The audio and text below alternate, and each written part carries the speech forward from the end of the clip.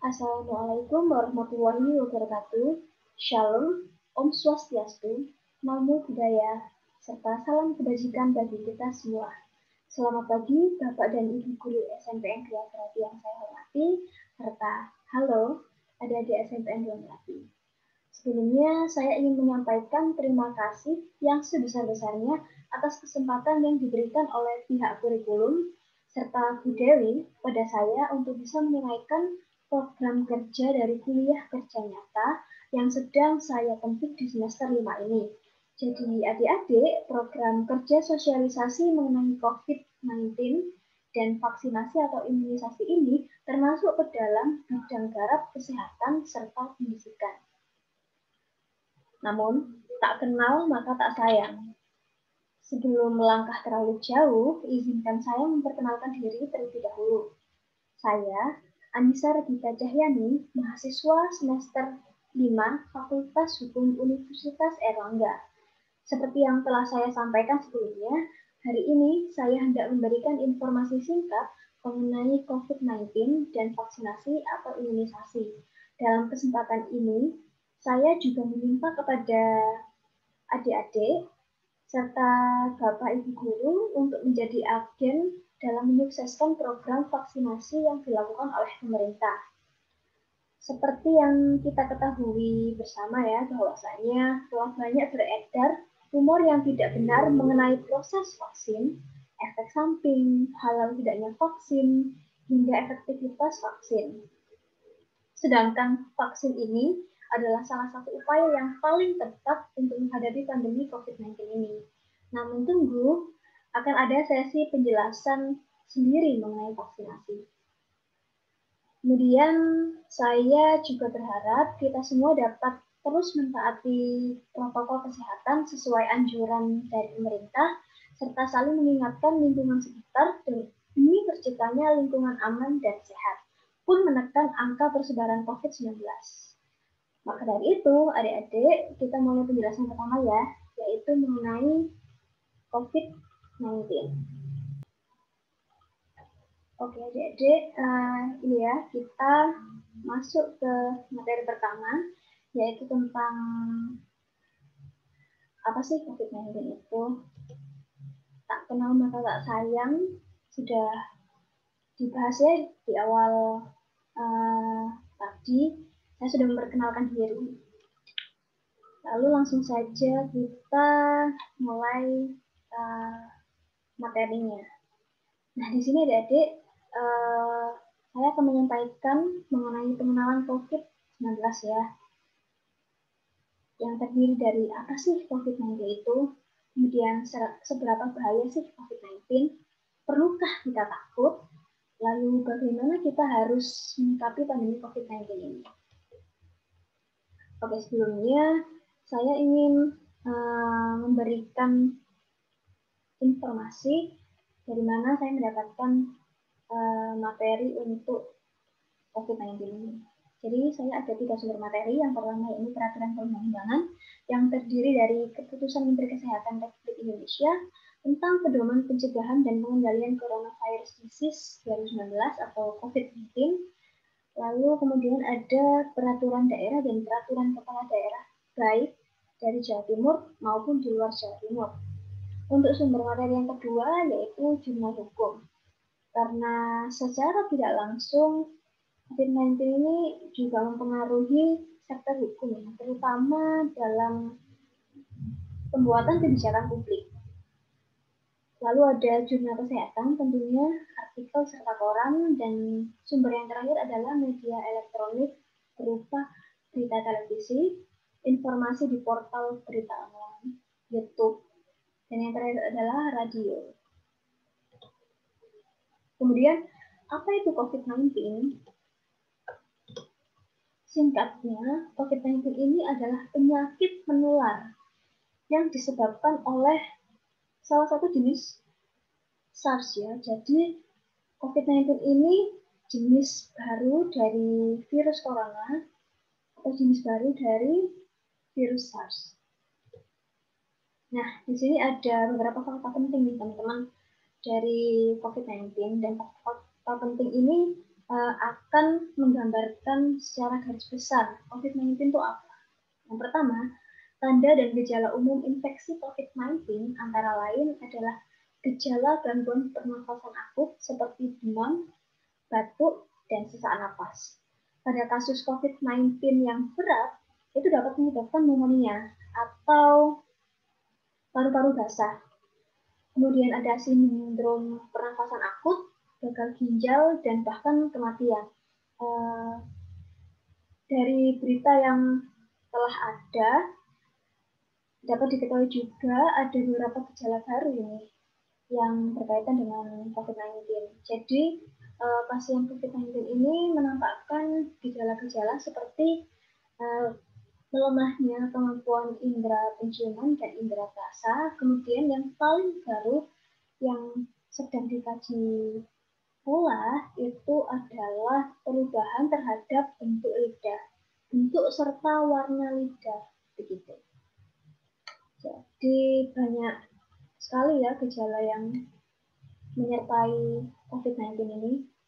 Kemudian info yang kedua, masa inkubasi rata-rata itu 5-6 hari. Namun masa inkubasi terpanjang itu bisa sampai 14 hari. Untuk fakta ketiga, COVID-19 pertama kali ditemukan di kota Wuhan, Provinsi Hubei, Republik Rakyat Cina pada 30 Desember 2019 dan diidentifikasi sebagai jenis baru dari virus corona. Fakta yang keempat, WHO menetapkan COVID-19 sebagai pandemi pada 11 Maret 2020. Fakta berikutnya adalah peningkatan jumlah kasus berlangsung cukup cepat dan menyebar ke berbagai negara dalam waktu singkat. Tidak terkecuali adalah negara kita tercinta, yaitu Indonesia. Kemudian ke fakta nomor 6, kasus meningkat dan kasus ini tuh meningkat dan menyebar dengan cepat di seluruh wilayah Indonesia. Hingga saat ini, Indonesia telah mencatat kasus 1 juta lebih dan diperkirakan akan terus bertambah. Hal ini juga dipengaruhi dengan fakta yang ada di lapangan ya, bahwasanya masih banyak sekali masyarakat kita itu tidak mentaati protokol kesehatan, masih suka berkerumun, masih suka nongkrong gitu ya, masih suka melakukan hal-hal yang sebenarnya dihimbau dilakukan di rumah, namun tetap saja mereka melakukannya di luar. Kemudian fakta yang ketujuh, berdampak pada aspek politik, ekonomi, sosial, budaya, pertahanan dan keamanan, serta kesejahteraan masyarakat di Indonesia. Jadi COVID-19 ini banyak merubah sektor-sektor yang ada ya. Jadi semua sektor itu, hampir semua sektor itu terkena imbas dari COVID-19 ini.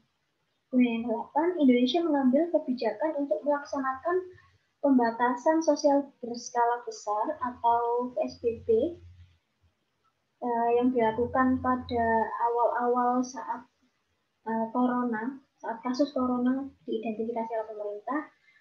Kemudian sebenarnya sudah ada kebijakan baru dalam rangka untuk menangani kasus COVID-19 yang melonjak setelah adanya libur Natal dan Tahun Baru. Jadi kasus COVID-19 di Jawa, Bali itu melonjak sangat signifikan ya. Jadi diadakan kebijakan yang hampir sama dengan PSBB, yakni PKPM ya. Namun, kedua kebijakan tersebut itu pada prinsipnya dilaksanakan untuk menekan penyebaran COVID-19. Jadi, kebijakan tersebut itu contohnya mengatur seperti jam buka restoran, jam buka pusat perbelanjaan atau mall gitu, terus persentase work from home, kerja dari rumah, itu menjadi 75% ya, dari yang sebelumnya 50%, sekarang ditingkatkan menjadi 75% demi menekan angka persebaran COVID-19. Akibatnya apa sih COVID-19 ini? Nah, ini muncul nih hashtag atau trending di rumah aja. Jadi tren ini itu yang memaksa kita, kondisi ini memaksa kita untuk melakukan hampir semua kegiatan di dalam rumah. Dan yang paling kita mengerti ya, yang paling kita ketahui bersama, dan yang paling kita bisa lihat, COVID-19 itu berdampak pada 3 kegiatan ini. Jadi pada saat awal COVID-19 itu masuk serta sekian hari itu angka kasusnya semakin bertambah, kemudian Presiden Jokowi memerintahkan seluruh masyarakat untuk melaksanakan 3 kegiatan ini. Yang pertama adalah bekerja dari rumah atau yang biasa kita kenal dengan work from home, kemudian belajar di rumah. Jadi kalian ini sekarang tak terkecuali saya ya, saya ini juga kuliah secara online dan daring, online atau daring. Dan yang ketiga, beribadah di rumah. Jadi banyak ya tempat peribadatan, mulai dari masjid, kemudian vihara, kelenteng, gereja, itu sementara waktu ditutup. Oke, apakah kita harus takut? Jawabannya tenang, jangan takut, karena apabila kita takut, semuanya tuh jadi kacau, gitu ya. Jadi kunci utama dalam menghadapi COVID-19 ini, cara menyikapinya itu sebenarnya taati protokol kesehatan, serta nanti itu ada vaksinasi secara bertahap.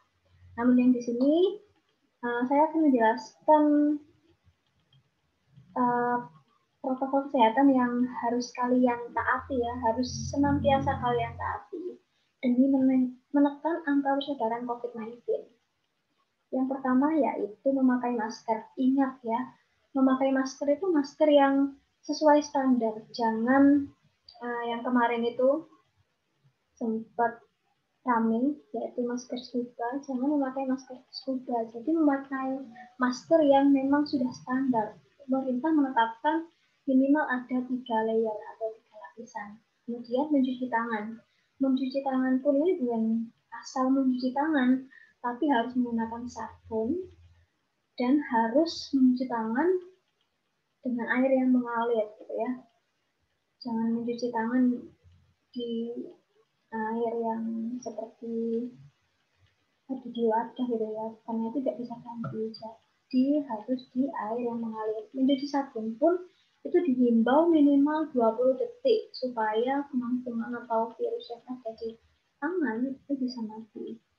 Untuk menjaga jarak sendiri itu 1 hingga 2 meter. Oke. Kemudian yang keempat, menghindari kerumunan. Kerumunan ini yang yang jadi kuncian gitu ya. Kalau misalnya kalian nggak apa-apa nih, tapi kalian terpaksa berada di kondisi di mana harus berkerumun. Kalian nggak apa-apa, tapi ternyata di salah satu orang atau beberapa orang di kerumunan itu mengidap COVID-19. Jadi mau tidak mau, kalian rentan dan kemungkinan besar akan tertular. Jadi menghindari kerumunan. Dan yang terakhir adalah mengurangi mobilitas. Dengan cara apa? Balik lagi, hashtag di rumah aja. Oke. Hanya itu saja yang bisa aku sampaikan mengenai COVID-19 ya. Jadi memang ini penjelasan singkat, review ya. Aku yakinlah semua adik-adik ini sudah tidak asing dan sudah mengetahui apa COVID-19 itu. Pesan dari saya untuk adik-adik sekalian, tetap semangat belajar ya. Jangan jadikan COVID-19 ini sebagai alasan untuk malas-malasan, karena kan kalian sekolahnya melalui online, melalui internet. Jadi kalian tidak bertatap muka dengan guru, tapi bukan berarti kalian bisa malas-malasan. Terutama untuk siswa yang sekarang kelas 9. Kalian itu habis ini mau SMA, jadi harus lebih giat biar bisa masuk SMA yang diinginkan. Di segitu saja untuk pemaparan materi tentang COVID-19, dan kalian juga sudah menyimak ya. Jadi yang tadi saya jelaskan dari awal sampai akhir itu secara garis besar saja. Oke, terima kasih. Habis ini kita lanjutkan dengan materi vaksinasi atau imunisasi.